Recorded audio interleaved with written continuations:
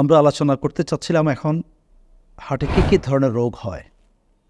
আমরা যদিও coronary artery disease সম্বন্ধে কিছু কথা একটু আগেই বলেছি। করোনারি আর্টারি ডিজিজটা কী?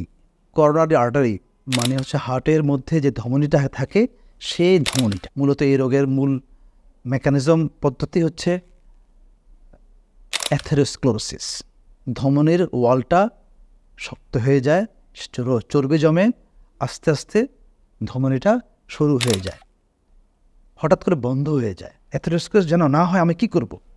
আমরা ওই প্রথমে যেটা বলেছিলাম, আমরা স্বাভাবিক জীবনযাপন করব, ওজন নিয়ন্ত্রণে রাখবো, চর্বি জাতীয় খাবার কম খাবো, ধূমপান করব না, মদ এবং কোনো রকম মাদক দ্রব্য নিব না, ওজন নিয়ন্ত্রণে রাখবো, প্রেশার, ডায়াবেটিস এগুলো কন্ট্রোলে রাখবো, শাকসবজি, ফ্রুটস, তাজা ফলফলাদি এগুলো আমাদের খাবার মেনুতে থাকতে হবে।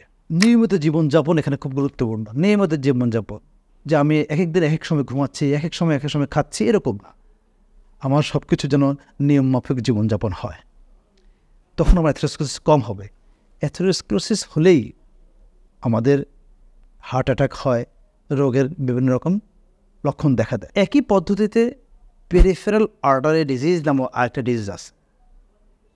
এটা হয় করোনারি হার্টের যে ধমনীটা আছে সেখানে হয়, আর শরীরের বিভিন্ন জায়গায় যে ধমনী আছে, যে ব্রেনে আছে ধমনী, সেখানেও কিন্তু একই রকম অ্যাথেরোস্ক্লেরোসিস হতে পারে। পায়ে আছে, কিডনিতে আছে। ব্রেনে হলে স্ট্রোক হয়, পায়ে যদি হয় পায়ের মধ্যে হাঁটতে গেলে পায়ে ব্যথা হয়, কিডনি ক্ষতিগ্রস্ত হয়। হার্টের আরেকটা রোগ হচ্ছে হার্টের ভালভের রোগ। ভালভ, হার্টের মধ্যে বিভিন্ন ভালভ থাকে, গেট। আমরা প্রথমে বলার চেষ্টা করেছিলাম যে হার্টের 4টা চেম্বার থাকে, প্রকোষ্ঠ থাকে। এই ভালভগুলা একটা প্রকোষ্ঠ থেকে আরেকটা প্রকোষ্ঠে যাওয়ার গেট।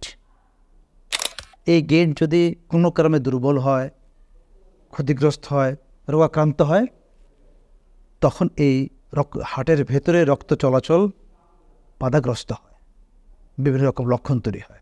এই ভালভের রোগাক্রান্ত হওয়ার মূল বড় কারণ হচ্ছে বাংলাদেশে রিউমেটিক হার্ট ডিজিজ, বাত জ্বর।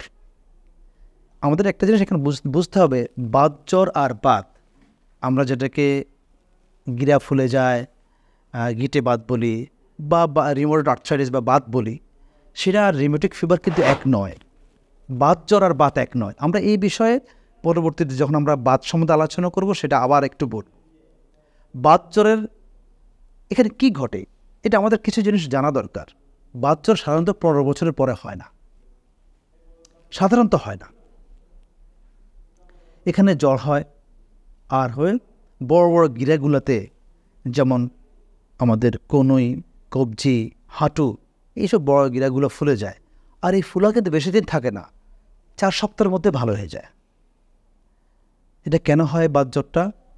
ব্যাকটেরিয়া, স্ট্রেপ্টোকক্কাস নামক এক ধরনের ব্যাকটেরিয়া আছে, এদের গ্রুপ এ স্ট্রেপ্টোকক্কাস ব্যাকটেরিয়া দিয়ে যদি কারো টনসিলাইটিস হয়, প্রদাহ হয়, ইনফেকশন হয়, তখন ইমিউনোলজিক্যাল, আমাদের শরীরে যে ইমিউনিটি আছে, আমাদের যে রোগ প্রতিরোধ ক্ষমতা আছে, সেগুলোর মধ্যে একটা ব্যত্যয় হইতে পারে। যদি ব্যত্যয় হয় তখন হার্টের ভালভ ক্ষতিগ্রস্ত হয়, আক্রান্ত হয়। এটাকে রিউমেটিক হার্ট ডিজিজ বলা হয়। বাত জ্বরজনিত হার্টের রোগ, ভালভ আক্রান্ত হয়, ভালভ চিকন হয়ে যায়, শুরু হয়ে যায়। ভালভ যদি সমস্যা হয়, বেশিরভাগ সঙ্গে লক্ষণ হচ্ছে বুক ধরফর করা, শ্বাসকষ্ট হতে পারে, বুক ব্যথাও হতে পারে। জন্মগতভাবে হার্টের রোগ, জন্ম থেকেই বাচ্চার শরীরে হার্টের রোগ হতে পারে। মায়ের পেটে থাকা অবস্থায় যখন হার্ট তৈরি হয়, হার্টের ওয়ালে যদি কোনো সমস্যা হয়, আমরা যে বিভিন্ন রকম প্রকোষ্ঠের কথা বলেছি, 4টা চেম্বার থাকে, প্রত্যেকটা চেম্বারটা আবার আলাদা আলাদা থাকে। ওই আলাদা যে সেপ্টাম বা পর্দা, ওই পর্দার মধ্যে যদি ছিদ্র থাকে, এএসডি, ভিএসডি, এসব জন্মগতভাবে হতে পারে। অথবা যে রক্তনালীগুলো আছে জন্ম থেকেই, যে বড় বড় রক্তনালীতে যদি কোনো প্রবলেম হয়, এই জন্মগতভাবে যদি হার্টের রোগ, এগুলোর লক্ষণ সাধারণত অনেক সময় থাকে না। যখন মানুষ বয়স হয় তখন পায়, তখন তার কাছে পরিলক্ষিত হয়। তাহলে আমরা প্রথমে কীভাবে বুঝবো, কীভাবে? এটা পৃথিবীর উন্নত দেশেই সিস্টেম হচ্ছে জন্মের পরপরই ইকোকার্ডিওগ্রাফি নামে একটা পরীক্ষা করা। এটা করে জন্মগত রোগ নির্ণয় করা হয়, তখন সেই অনুযায়ী ব্যবস্থা নেওয়া হয়। ব্যবস্থা নিলে আর সে একদম স্বাভাবিক জীবনযাপন করতে পারে। জন্মগত হার্টের রোগের থেকে বাঁচতে হলে আমাদের কী করতে হবে? যেহেতু লক্ষণ আসে অনেক সময় অনেক পরে আসে, বুক ধড়ফড় করা, ব্যথা হওয়া, শ্বাসকষ্ট হওয়া, শিশু যেভাবে বাড়ার কথা ছিল এভাবে বাড়ছে না, বড় হচ্ছে না, গ্রোথ রিটার্ডেশন, অথবা বারবার শিশু অজ্ঞান হয়ে যাচ্ছে, মনে হচ্ছে অল্প সময়ের জন্য অজ্ঞান হয়ে যায় আবার ঠিক হয়ে যায়, তখন আমরা অবশ্যই ডাক্তারের পরামর্শ নিব। আর জন্মের পরপর যদি সুযোগ থাকে, সহজ হয়, আমরা চেষ্টা করবো যেন ইকোকার্ডিওগ্রাফি পরীক্ষাটা করে নেয়। আরেকটা হার্টের রোগ হচ্ছে কার্ডিয়াক অ্যারিথমিয়া। হার্ট যে বিট করছে এটা কিন্তু একটা নির্দিষ্ট ছন্দে করে,